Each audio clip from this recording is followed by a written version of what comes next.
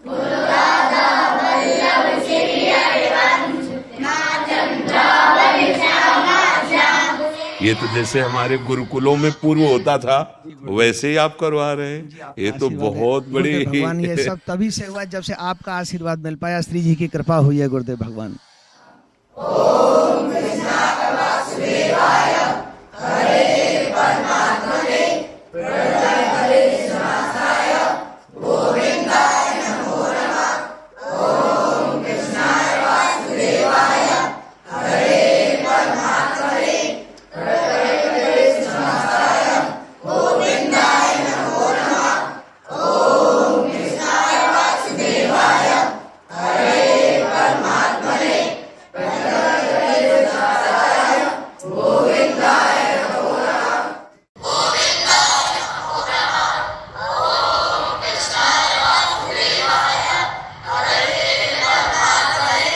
ये तो बहुत अमृत में, बहुत अमृत में, बहुत अमृत। ये आपके आशीर्वाद से ही संभव हो पाया है गुरुदेव ये भगवान। ऐसा ही जो गुरुकुलों में जैसे बच्चे इस समय नाम कीर्तन कर रहे हैं, ऐसे सामवेद यजुर्वेद आदि का गायन होता था और गुरुकुलों में हमें बहुत संतोष हुआ, बहुत अच्छा लगा। भगवान आप पर कृपा करें, आपको और सद्बुद्धि दें, जिससे हमारे देश की नवीन पीढ़ी को आप ऐसे सतमार्ग पर प्रेरित कर रहे हैं। एक अनुरोध गुरुदेव भगवान, जो बच्चे रह गए जी, उनके लिए क्या आदेश है? आप एक बार उनको भी लिवा के लाइएगा, जब आपको समय मिले ना तब आप उनको लिवा के। आज हम चाहते हैं कि हमारे देश के बच्चे सुधरे, हम आपको बार बार प्रणाम करते हैं कि जो हम चाह रहे हैं वो आप करवा रहे हैं बच्चों से। सदगुरुदेव भगवान आपका आशीर्वाद, बिना आपके आशीर्वाद कुछ नहीं। अच्छा, आप लोग और कुछ बात तो नहीं करना चाहते? मार्ग पर चलते कठिनाई क्यों आती है? बच्चा, मार्ग कठिन कायर पुरुष को लगता है, बलवान को नहीं लगता। तुम कायर मत बनो। किसी भी कार्य को करने के लिए अगर हमारे हृदय में उत्साह है तो उत्साह हर कठिनाई को रौंद देगा।